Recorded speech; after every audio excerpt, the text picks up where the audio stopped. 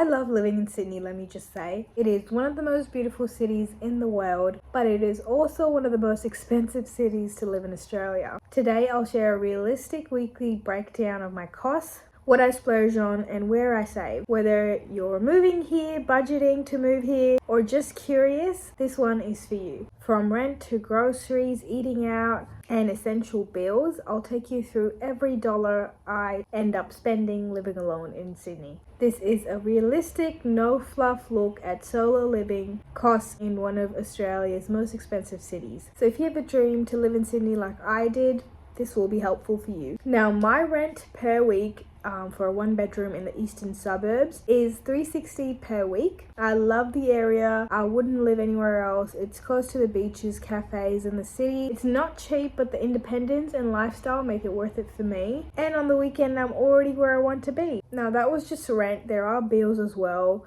like electricity, gas, internet. On that, I spend about $70 per week. I try to be mindful with usage, especially during colder months when the heater's on more often, and you'd be surprised how much it is because it gets really cold here, contrary to common belief. But I do budget $70, which brings my fixed renting cost to $430 per week. Groceries cost me between $70 to $100 per week. It doesn't take many groceries for me to make the meals that I like, and I usually shop at Coles or Woolworths and try to prep meals for the next few days. But if I get a chance, I'll go to Aldi and make it much cheaper for me as well, because Aldi is a discount grocery here if you don't know, and they save costs on staff and getting off-branded products. So it really depends on how much energy I have to make the trip to any of these. Woolworths is the closest, so I'd usually go there. And I try to keep groceries flexible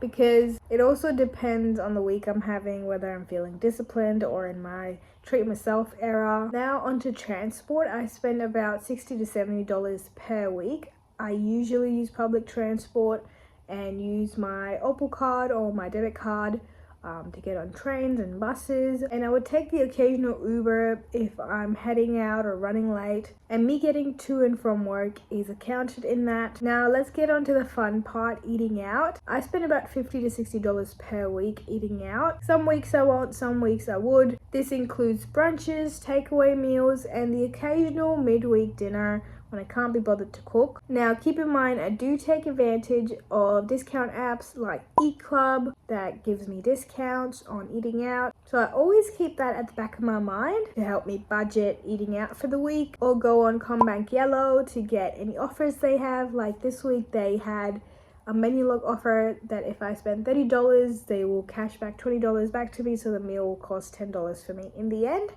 So I really recommend that. I also have a money habits video and discount apps video for you to get more of a sense of the little tips and tricks I have up my sleeve to maintain this budget. So go have a look. Now, coffee is a small luxury I love. I would usually get one when it's office day and spend it at lunchtime, but I account $10 a week for that, so that's 2 coffees. But keep in mind, I also do side hustles like survey apps, and I would do that on the way to work and earn about $10 so I can spend on coffee, but I still account $10 a week for coffee in case I don't do that and I have to spend it out of my account. I really recommend survey apps, so go check out that video to help you save on some of these bills, especially if you have time, like when you're traveling to work or you can't sleep at night. Just earn a few dollars here and there. Now let's talk about lifestyle and personal care costs. My gym membership is about $20 per week, and I usually spend about $60 to $100 on shopping and personal care. This includes skincare, clothes, random Chemist Warehouse runs, and sometimes a nail appointment or massage when I need a reset. So this is flexible, of course. If I don't end up spending that on shopping, I would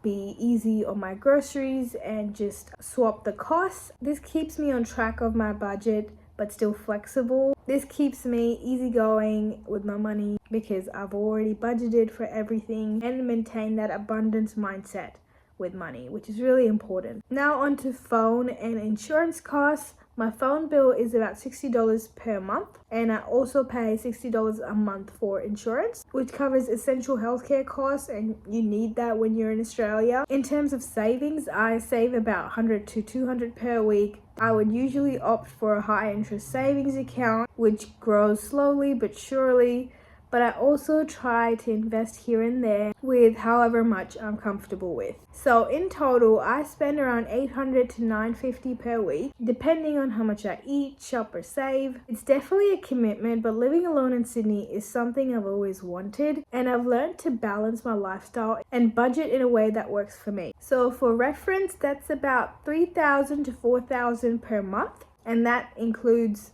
my savings and my costs.